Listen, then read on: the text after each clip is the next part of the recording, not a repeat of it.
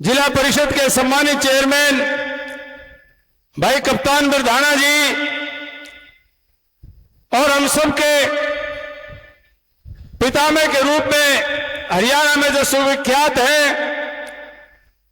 समस्त खाप सरदारी का प्रतिनिधित्व कर रहे हैं और मेरे बहुत ही आदरणीय चौधरी उमेश सिंह देसवाल जी प्रधान दुलेड़ा बारा खाप, गुलिया खाप के प्रधान भाई सुनील गुलिया जी, राठी खाप के प्रधान आदरणीय भाई रणबीर जी, मेरे मित्र भाई विजेंद्र दलाल पूर्व जिला अध्यक्ष, सोनू भाई पूर्व चेयरमैन, योगेश सलानी जी, सतीश नंबरदार जी, दिनेश गोयल जी, जगदेव बिरोल बारा खाप के आदरणीय प्रधान जी, आदरणीय राम कुमार सैनी जी, भाई राजपाल शर्मा जी और सभी विभिन्न खाप सरदारी सामाजिक संगठन के आदरणीय प्रधानगण, आदरणीय नोगामा मातारेल के प्रधान चौधरी लायक राम जी, जाखड़ खाप के प्रधान आदरणीय सुनील जी, विभिन्न सामाजिक संगठनों के सम्मानित पदाधिकारीगण, यहां पर उपस्थित मेरे पूर्व सैनिक साथी, सम्मानित पिता तुल्य बुजुर्गों, पूजा के योग्य मातृशक्ति नौजवान साथियों, पत्रकार और छायाकार मित्रों, सबसे पहले तो मैं आप सब ने इतनी बड़ी संख्या में उपस्थित होकर के हमारे इस भाईचारा स्नेह मिलन कार्यक्रम को सफल बनाने में अपनी हाजिरी से, अपनी उपस्थिति से आपने जो गरिमा प्रदान की है, जो योगदान दिया है, मैं आप सबको भगवान का रूप मान करके सिर झुका करके आप सबको प्रणाम करता हूं, नमन करता हूं। मेरे लिए बड़े सौभाग्य की बात है कि मैं उस झज्जर जिले के एक मुख्य सामाजिक स्थान में आया हूं, जिस जिले ने मुझे राजनीतिक जीवन में अपने पहले नन्हे कदम जब मैंने चलने शुरू किए तो मेरी उंगली पकड़ करके मुझे चलना सिखाया और राजनीति में मुझे अपना आशीर्वाद दे करके आगे बढ़ाने का काम किया।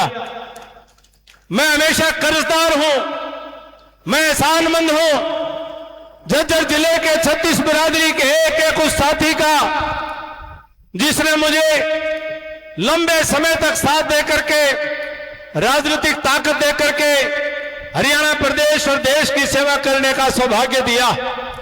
आपका दिया हुआ साथ और हौसला हिम्मत, उसको मैं आपका जो ऋण मेरे ऊपर है वो सदा लेकर के चलता हूं। हमारा ये झज्जर जिला, इसका अपना एक बहुत बड़ा इतिहास में स्थान है। इतिहास को पढ़ते हैं, आज से 1000 साल पहले तक के इतिहास में कोई ऐसी आक्रमणकारी आक्रांताओं के साथ में संघर्ष और लड़ाई नहीं। सन 1100 के ईस्वी में भी जब सम्राट पृथ्वीराज चौहान मोहम्मद गौरी के साथ लड़ाई लड़ रहे थे, उस लड़ाई का मैदान भी हमारा ये इलाका था और उस लड़ाई में रणबांकुरे शहीद होने वाले अनेकों नौजवान भी हमारे इस इलाके के थे। चाहे वो तैमूर लंग ने 1398 ईस्वी के अंदर भारत पर आक्रमण किया और वापस अब लूट करके जा रहा था, जब खाप पंचायत की सेनाओं ने तैमूर लंग की सेनाओं के ऊपर आक्रमण करके और गाजियाबाद से लेकर के हरिद्वार तक उसकी हालात पतली कर दी थी और उसको देश छोड़ करके, सब कुछ छोड़ करके, लूटा हुआ खजाना छोड़ करके उसको भागने को मजबूर होना पड़ा था। उसके लिए जिम्मेदार भी अगर कोई था, इसी झज्जर जिले की मां की कोख से पैदा हुआ वीर हरवीर जाट गुलिया के वार से तैमूर लंग की आंख में चोट लगी थी और उसके बाद से वो तैमूर लंग अपने देश, अपने वतन, अपने सरजमीन वापस नहीं पहुंच पाया था और वो रास्ते के अंदर ही मारा गया था। इस झज्जर के लोगों ने इतिहास अपने रक्त से लिखा है, अपने खून से लिखा है। देश की आजादी में 1857 की क्रांति में सर्वाधिक योगदान अगर किसी इलाके का रहा उसमें सबसे अग्रणी हमारा झज्जर का इलाका आता है। उस वक्त झज्जर के नवाब होते थे, उनको भी फांसी तोड़ देने का काम अंग्रेजों ने किया था। साथियों, जो आज ये समरसता का, भाईचारे का जो कार्यक्रम लेकर के मैं आपके बीच में आया हूं, मैं कोई सम्मान कराने के लिए नहीं आया हूं, मैं कोई आपसे कुछ लेने के लिए नहीं आया हूं। मैं मेरे समाज का सम्मान बढ़े, छत्तीस बिरादरी का सम्मान बढ़े, हमारे इलाके का सम्मान बढ़े, आप सबके साथ मिलकर के एक छोटा सा प्रयास करने के लिए मैं यहां पर आया हूं। चारों तरफ देखते हैं ऐसा समाज को बांटने का, जहर डालने का ऐसा तांडव रचा जा रहा है। हर छोटी छोटी बात पे सोशल मीडिया हो, हुक्के पर बातचीत हो, चौक चौराहे चौबारों पर बातचीत हो, बाजारों में बातचीत हो, एक जात दूसरी जात को आपस में गाड़े देने के अंदर ऐसा लगता है कि होड़ लगी हुई है। और पूरे का पूरा चर्चा कुछ हल्के लोगों ने पूरे चर्चा के स्तर को गिरा करके रख दिया है। कुछ हल्के लोगों ने ऐसा लगता है कि पूरी चर्चा वातावरण को कब्जा करके और सारे समाज को नीचा देखने के लिए मजबूर कर दिया है। हमारे छत्तीस बिरादरी के भाईचारे की ताकत इतनी कमजोर नहीं कि चंद चोर उचक के उठाई गिर वो हमारे वातावरण को खराब करने में कामयाब हो जाए।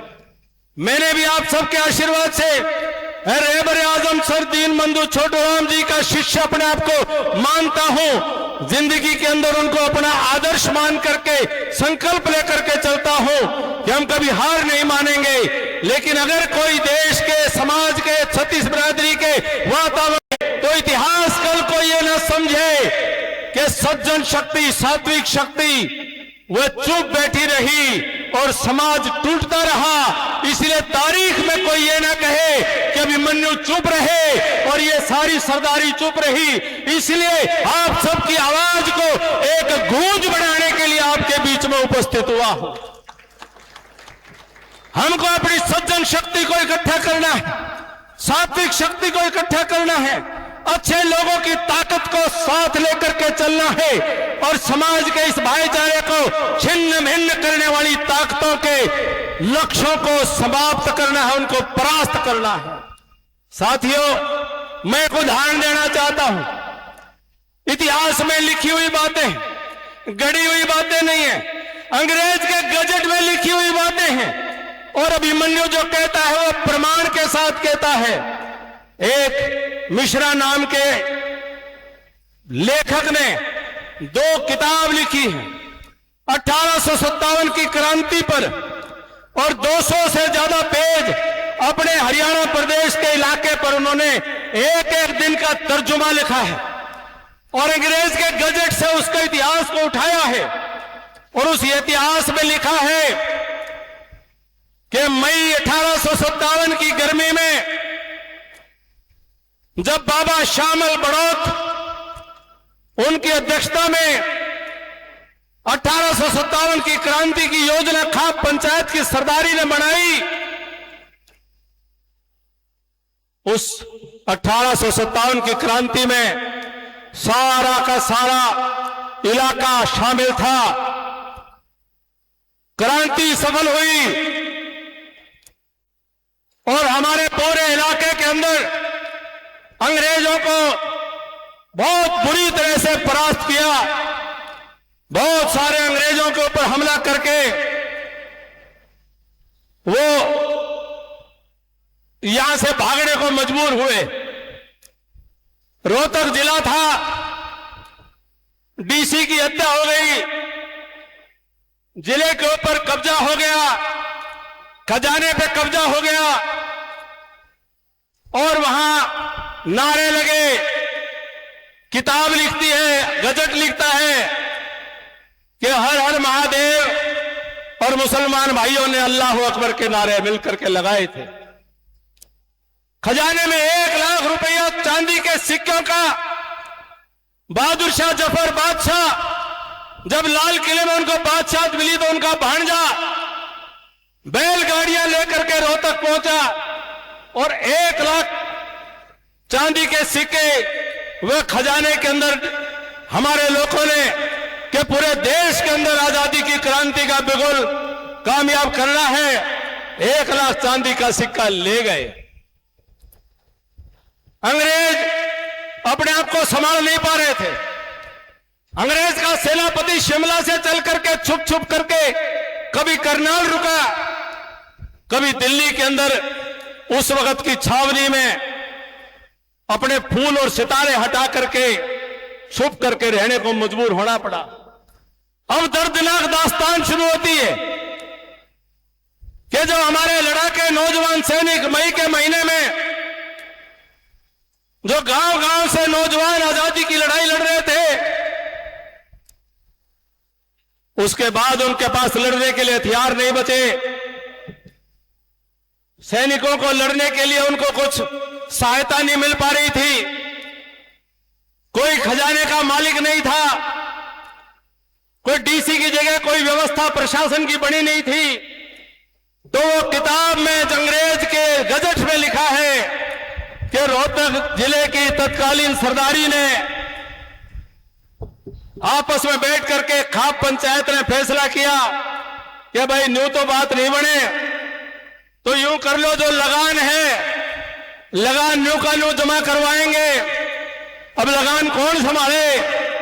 बोले भाई ऐसे फैसला कर लो, गांवों की जनसंख्या के हिसाब से इतने दिन महम 24 खजाना से लगान ले जाएगी, इतने दिन हुड्डा खाप की दोनों 12 खाप ले जाएंगी, इतने दिन चौगामा सतगामा अठगामा, इतने दिन दलाल खाप, राठी खाप, कादान खाप, अलावत खाप, सारा फैसला कर लिया। अब वो किसी का हफ्ता बांड आया, किसी का 15 दिन बांड आए, किसी के 5 दिन आए। जो लगान मिला अपने सैनिकों के लिए उन्होंने जो व्यवस्था बनी कर ली। शील भारद्वाज जी लिखी हुई किताब में से बता रहा हूं, उन्होंने जैसी जैसी व्यवस्था बनी बना ली। किसी हफ्ते लगान ठीक आ गया, किसी हफ्ते लगान ठीक नहीं आया। अंग्रेज चुप बैठा रहा। अंग्रेज ने कहा कि भाई ये वक्त नहीं है इन लोगों को छेड़ने का। अंग्रेज अपनी सेना को पीछे ले गया। अंग्रेज की सेना सारी अस्त व्यस्त हो गई, पर अंग्रेज ने कहा यह समय नहीं है इन लोगों को छेड़ने का, ये भेड़ा के छत्ते हैं, इन्हें छेड़ा ठीक नहीं होगा। अंग्रेज ने अपनी ताकत दोबारा इकट्ठी करी। उसने देखा कि 3-4 महीने में लगान लेने पर, लगान बांटने पर इनके आपस में कुछ न कुछ अविश्वास हो जाएंगे, इनके आपस में कुछ न कुछ विवाद हो जाएंगे, इनके आपस में कुछ न कुछ झगड़े हो जाएंगे। वही अंग्रेज ने पंजाब के कुछ राजाओं से और कुछ राजाओं से बातचीत करके उनको उनके खजानों में एक्स्ट्रा पैसा दे करके और कहा कि भाई अपनी फौजों में भर्ती कर लो, और ये मत कहना कि अंग्रेज की फौज में भर्ती हो रहे हैं, उनकी फौजों में भर्ती कर लो। वो सारी फौजों में भर्ती कर ली और वो फौजें तैयार कर ली। फौजों में कौन भर्ती हुए? जो हमारे खाप सरदारी के बालक जो लड़ रहे थे वह फौज में भर्ती हो गए, वो भर्ती हो गए। मानसून चला गया, सितंबर का महीना आ लिया, नया बुआरा कर लिया, फसल का टाइम हो गया। हमारा वही जवान वो किसान बन जाता था। यही तो सम्राट महाराजा सूरजमल ने कहा था कि मेरे जवान, मेरी कोई सेना जो 24 घंटे हथियार लेकर के रहती है वो नहीं है। उन्होंने जब मराठा सेनापति को, पेशवा को कहा था कि हम लोग कोई परमानेंट सेना वाले लोग नहीं हैं, हम लोग जब खेत से खाली हो जाते हैं किसान, तो मेरा किसान जो है वो सेना का जवान बन जाता है, और जब युद्ध के मैदान से खाली होता है तो धरती माता का बेटा वो किसान बन जाता है। अब धरती माता के बेटे किसान बन गए। अंग्रेज ने चाल चली, हमारे लगान के बंटवारे को लेकर विवाद हो गए। विवाद हो जाए तो कोई ऊंचा बोल पड़ा, कोई नीचा बोल पड़ा, कोई खराब बोल पड़ा। ये बोल तो फिर हमारा तो मामला बोल पे है सारा, और बोल खिंड गया और हम खिंड गए। सितंबर के महीने में अंग्रेज ने वापिस से काउंटर अटैक करा और ऐसा आक्रमण किया। इतिहास लिखता है, मैं कोई नाम यहां लेना नहीं चाहूंगा माइक से, फौज की रेजिमेंट की कई रेजिमेंटों का मैंने उनका इतिहास पढ़ा है। उनके इतिहास में इस रोहतक जिले के गांव के एक सुनारिया गांव का इतिहास बताता हूं। सुनारिया गांव के अंदर इतना कत्लेआम किया उस सेना ने कि बड़ी में किक करके पेड़ों पे लाशों को पांव बांधकर उल्टा लटका दिया सर नीचे, और कोई उनका संस्कार करने के लिए भी उपलब्ध नहीं था। ऐसी हालात पैदा कर दी थी कि सिरसा गांव के एक नौजवान ने डीसी को उसकी जान ली थी। ऐसा जुल्म सितम किया।